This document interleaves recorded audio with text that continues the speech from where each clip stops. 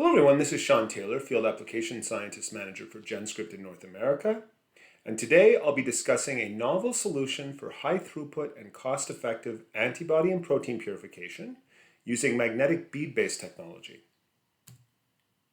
So when we think about purifying proteins or antibodies, the first instrument that comes to mind typically is a chromatography-based system, which we see here. So this is a machine that is basically a pump that pushes our complex sample onto a column where we separate the complex proteins into fractions to achieve purified protein in a fraction collector.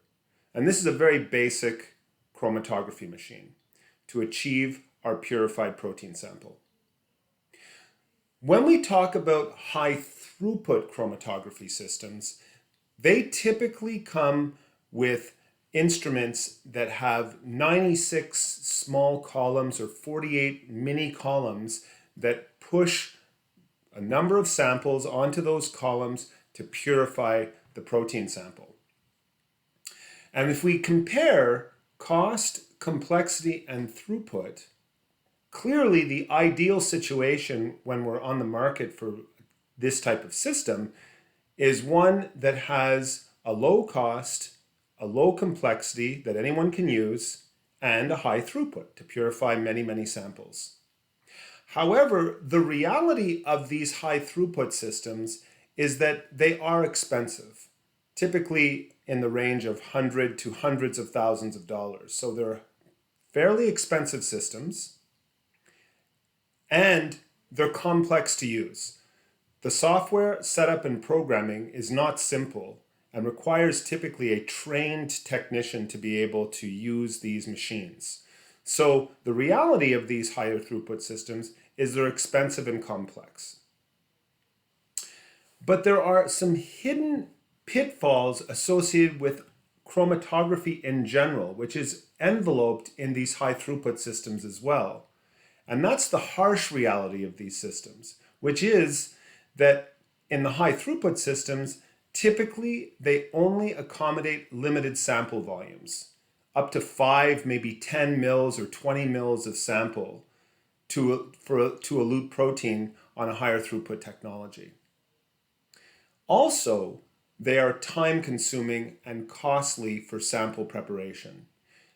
These are column-based systems, just like a standard chromatography system, and these columns can easily clog. So typically, protein samples need to be centrifuged and filtered prior to loading them on these column-based chromatography systems. And centrifugation is time-consuming, as is filtration. And the filtration units that are typically used to purify protein samples are also very, very expensive. So it adds these hidden time and cost per sample on the entire process. So to address the complexity and cost associated pitfalls of high throughput chromatography-based machines, and on top of that, the hidden pitfalls associated with chromatography in general, with having to clarify samples by centrifugation and filtration, Amgen and GenScript work together to pursue a new application involving magnetic bead-based protein or antibody purification. Not requiring centrifugation, filtration, even the need for a chromatography system is eliminated, without columns or column packing, and very easy to use. Here we compare the Magbead-based purification process with resin purification. So let's move to resin purification, where we need to centrifuge and filter samples to avoid blocking columns and preventing proteins from flowing and therefore purifying into fractions. When we move over to Magbead-based purification, in this process, we can typically add the magnetic beads directly to the cell culture. Therefore, while the cells are secreting the antibody or protein into the medium, the beads are picking up the protein right up until the time of harvesting the cells. So rather than harvesting the cells, we harvest the beads with a magnet. So here we have a flask of cells in culture, and here's the same flask with the beads mixing in the cell culture. Therefore, we don't need centrifugation or filtration of the sample. There's no extra loading time for the chromatography system, no cleaning or prepping the system before loading the sample, because we're not using chromatography. If we're working with protein lysates, we can add the beads directly to either clarified lysates by centrifugation or directly into the lysates. But definitely no need for filtration in protein lysates. So if we move to Magbead-based purification, there's no clarifying step required. The beads are directly added into the cell culture or centrifuged protein lysate, then magnetized for the washes and magnetized for the elution steps. So GenScript has branded this the AmMag Platform. There are a number of tools that we offer for purifying from very small volumes of protein, hundreds of microliters in microtiter plates, to mid-range volumes, 15 to 50 mil conical tubes, to higher volumes, hundreds of mils to liters of protein in flasks or bottles, with magnets to be able to draw the beads either to the bottom of flasks or to the sides of tubes or to the sides of wells, depending on the volumes that you're working with. Finally, we also have a high throughput system for purifying large amounts of proteins on a daily basis, and I'll discuss all of these options. So if we talk strictly about the mid-range to higher range volumes, we have options for purification. I really like the magnetic wand here. So this, as you see, is a tool that has a magnet that slides into a sheath. This is all metal. And with the magnet in the sheath, we can draw the beads onto the sheath because the magnet's drawing the beads against the sheath. And then the beads can be transferred into a smaller conical tube for ongoing washes and purification. So this is a great way to start from a large volume of culture and then concentrate the beads into a smaller flask or tube to be able to do the washes and elutions in very small volumes. Similarly, we have an AmMag magnetic block that permits the ability to draw the beads to the bottom of the flask, pour out the supernatant, and then the beads can be transferred again into a smaller tube for ongoing purification. So if we're manually purifying with the magnetic bead-based technology, it's very easy to have 6 tubes of 50 or 15 mils in this magnetic rack that we offer to be able to purify 6 protein samples at once. And this process of purification takes maybe an hour for 6 samples. And this is just manual process. We do have a semi-automated system, and we call it the AmMag Assay. We've recently launched the AmMag Assay Plus system, which will replace the AmMag Assay. And this is the system. So it permits the purification of up to 12 samples at a time. And they come in 2 racks that can be loaded with 50 mil conical tubes, 6 tubes per rack into the system. So up to 12 samples simultaneously washed and purified at the same time. The sample volumes in these tubes range from about 2 mils to 50 mils. But bear in mind that this is just the sample volume in the tubes themselves. As I mentioned, if you're working with larger cultures, you could easily use the wand or the magnetic block to add more beads if you're purifying more protein, and then add those beads after the incubation with the sample into a 50 ml conical tube for purification in the AmMag device. Up to 80 milligrams of antibody or protein can be purified per sample, and this is associated with the amount of beads that can be loaded in the system. So each tube can hold 0.1 to 2 mils of beads for washes and elutions, and with our AmMag Protein A beads, each mil of settled beads has the binding capacity of about 40 mgs. So 2 mils of settled beads is 80 milligrams of protein or of antibody.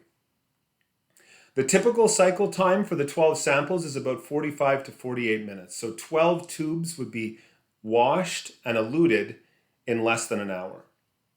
The instrument is fully programmable to accommodate different protocols, and up to 5 customized buffers can be used for wash and elution steps. So this permits the ability to wash with low and high stringency wash buffers and to elute in multiple steps of buffers if so desired. And highly advantageously over chromatography systems, the minimum elution volume for the AmMag SA Plus is 0.4 mLs.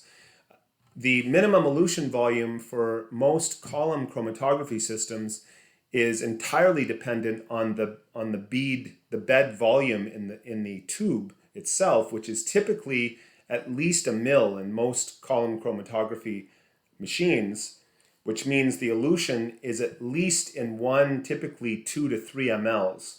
So this permits the concentration of proteins at a much higher concentration because we're eluting in a lower volume than the column-based systems. It also has a UV to be able to minimize endotoxin, and it completes the washing and elution process fully automatically. So what do we have in terms of a menu for antibody purification? We have protein A Magbeads, a variety of different flavors of beads that are different in their binding capacity and also their cost. If working with protein A purification for antibodies, I do recommend the AmMag Protein A beads because they have the highest binding capacity and they're also reusable. They're alkaline tolerant. They can be washed in 0.1 molar NaOH, which permits them to be stripped and then reused up to 30 to 40 times. So this is highly advantageous with the AmMag Protein A beads. I strongly recommend these. We also have protein G beads and AG beads and newly launched protein L magnetic beads. This is becoming a popular type of ligand for antibody purification. If we focus in on the AmMag Protein A beads, which would be the most popular magnetic beads that we have for antibody purification, first of all, we can see that if we compare different suppliers of magnetic beads to the AmMag beads, the time it takes for the beads to be drawn to the magnet is much, much faster than other suppliers. So it's a higher throughput magnetization of the beads.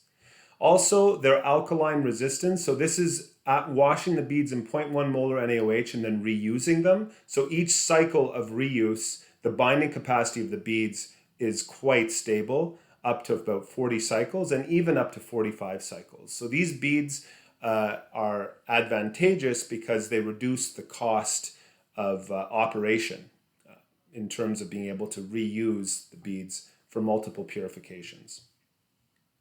They also have a very high binding capacity, and that binding capacity is dynamic.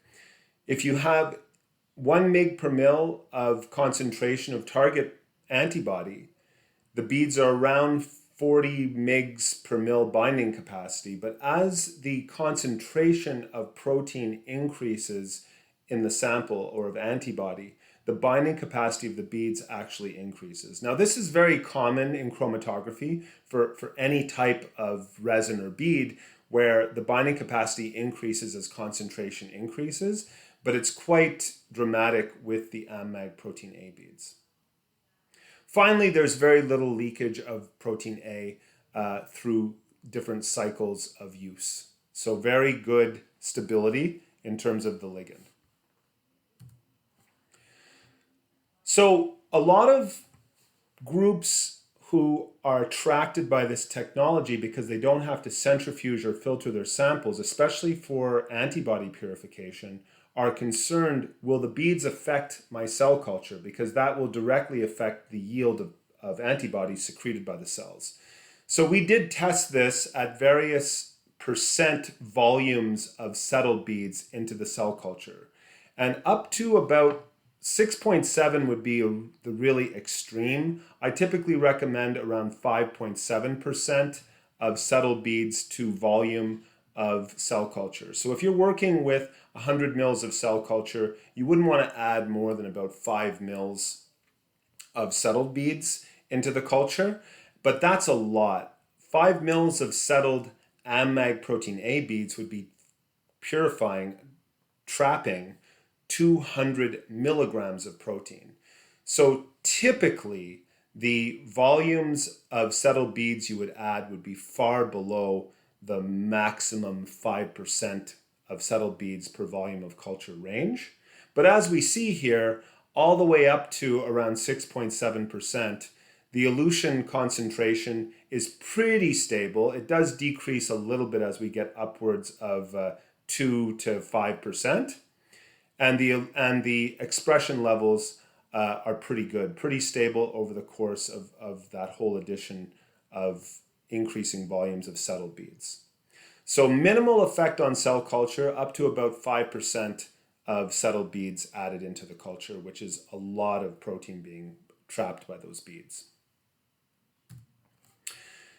This just exemplifies the dynamic nature of the beads. So here we can see that as the concentration of target protein, of target antibody, increases in the sample, the binding capacity of the beads increases, and I showed this on a previous slide, but also temperature affects the binding capacity. So if we compare room temperature to 37 degrees, binding capacity does increase, and that's why it's recommended to incubate these beads directly in cell culture, which is at 37 degrees, just to get more protein bound to the beads. It makes a lot of sense to perform the incubation of the beads directly in the cell culture to assure better binding capacity, as well as convenience, because then there's no centrifugation or filtration of the cells at the end.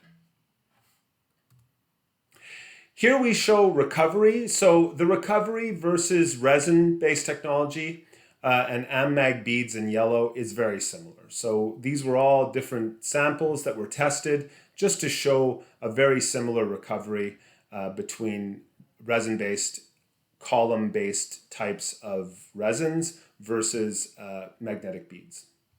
And here we have the purity, again, the biggest concern for people, how pure is the sample at the end, and comparing resin versus magnetic beads for the same samples, the purity was virtually identical. We also have a menu for tagged protein purification. So if you're not working with antibodies, we have nickel charged magnetic beads, glutathione, streptavidin, and even flag tagged magnetic beads. So these are new, and this is actually becoming a very popular product. A lot of people are starting to tag proteins with flag because it's a more specific tag and you get higher purity. I recommend either the nickel charged or the AmMag nickel beads, depending on the complexity of the sample. Our AmMag nickel beads are resistant to both EDTA and NaOH. So if it's uncertain what your cell culture contains, if you're incubating the beads directly in cell culture or into a complex protein lysate, the AmMag nickel magnetic beads might be the better option because they're just more resistant to various components of what might be in the cell culture medium or lysis buffer. However, the nickel charged magnetic beads are also excellent. They have a higher binding capacity, so I typically recommend these over the AmMag nickel beads, but again, it's very dependent on the protein purification and the type of sample and medium that you're working in. These beads are less expensive and they have a higher binding capacity. The other advantage of the AmMag nickel beads is that they're resistant to NaOH. So again, like the AmMag protein A beads, they can be recycled and reused up to 100 times. So this is another advantage of the AmMag nickel magnetic beads, although they do have a lower binding capacity. The glutathione beads and streptavidin beads and flag tag beads are all excellent choices and compare very well in terms of data to the pre-existing resins that people use that are out there. And all of these technologies, these bead-based technologies, are typically much less expensive on a per sample basis than resin-based technology, particularly because of the filtration step. When you filter samples, people don't consider the cost of the filtration unit, which is typically between $20 and $50 just to filter a sample. And that's a filtration unit that's just thrown in the garbage. So that filtering step adds significant cost to the sample that far exceeds the cost of the beads per use in purifying protein samples with the magnetic beads, which don't require filtration. So we also have gels to assess protein purity, and this is a common process for people that are looking at their proteins after purification. We compared our SurePage gels to a number of different competing gels, including homemade, and these are all the same E. coli lysates that are pipetted onto these gels. And you can see it's interesting that each type of gel shows a different band pattern and resolution of bands. Actually, it's quite astounding to see the differences here. We gauged our SurePage gels against all of these to get the best or at least comparable resolution and separation, as you can see. And these gels were an innovation. They're much easier to load. They have larger well volumes and wider wells to be able to add the tips in and load more. And they also are much easier to crack open. So that's a problem that everyone complains about with precast gels, is the cracking them open and then they tend to break the gel and so on. These are very easy to use. So a nice innovation from GenScript in terms of the gels. They come in all different gradients and percentages to use with various protein samples, and they're typically much less expensive than competing precast gels. We also have a device for staining and destaining samples quickly. This is called the eStain system. It holds 2 gels at a time and permits the staining and destaining process to take place literally in about 9 minutes. So very fast staining, destaining. It's a Coomassie system, so it stains to Coomassie level without the mess and manual incubating of samples that's required in typical manual staining and destaining. So this is a recommended system, especially in that bottleneck in a purification process where you're having to assess what is the level of purity of my sample before I go on to the next column if I need to further purify. Typically the bottleneck is the Coomassie staining, and this completely eliminates that bottleneck. We also have antibodies, and these are our THE elite antibodies. Our tagged antibodies from this product line are excellent. So we have his tagged, a variety of other fusion tagged antibodies, flag tagged as well, that are one band on the membrane. So really nice tagged antibodies to assess purity or if the sample was even there or not there. if you don't have an antibody to the protein itself, but it does have a tag. So recommended. We do have a number of antibodies in this product line besides the tagged antibodies, and all of these elite antibodies give very nice, clear, crisp signals. So just go onto the GenScript website to look up and see if we have your antibody of choice. And I leave the floor to any questions. I hope this was informative.